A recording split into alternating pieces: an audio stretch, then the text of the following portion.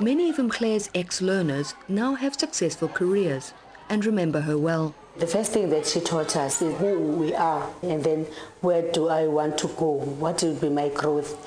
And then she taught us to make the reference of the newspaper, and we read the daily news, and then we read the magazine, we take out cuttings that were helping us to develop.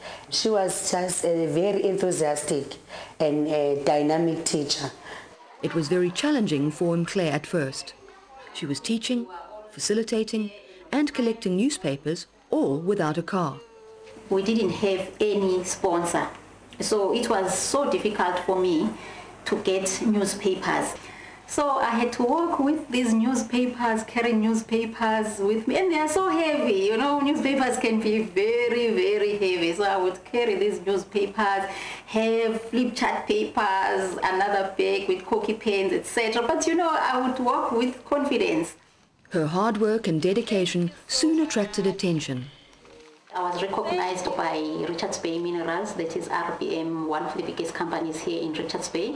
I started to train all the schools that are supported by RBM.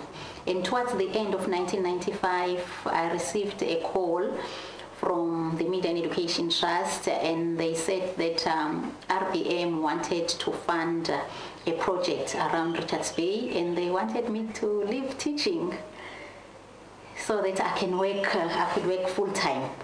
Soon, her newspapers were being donated by independent newspapers, and she had helped to develop several training manuals for teachers in South Africa.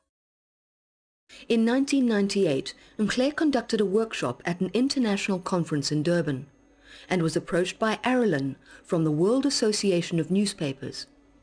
Her expertise led her to Kenya and then to Ghana, where she helped to establish MIET Ghana. We started working there intensively, developing material that is relevant to the situation, to the environment, to the people in Ghana, using their own newspapers when we develop the material, not necessarily now using my own country's material, which was quite a challenge for me because all the material had to change, and we managed to do that. From humble beginnings as a teacher sharing this building, Mkle Mthimkhulu has helped to lay a sound foundation for teachers and learners everywhere. Predictably, she is modest about her achievements thus far, although her colleagues remain inspired. If I may describe her, she was outstanding. She was, she could create this vibe atmosphere in the class. She was enjoying it. That's one thing remarkable. She was enjoying it when she was facilitating. The way she works would encourage you, any kind of a teacher, to copy her and be like her, the model that she played in front of us. If you think of a newspaper, you just think it's a small thing, and when you work using newspapers, you don't think that someone will actually notice you. But I must say that it has taken me far. I've had so many acknowledgements from different people from the Department of Education just for using a newspaper.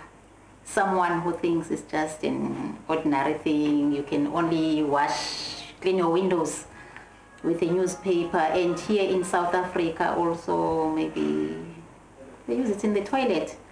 But we have changed that. We no longer use it for those things, but for learning.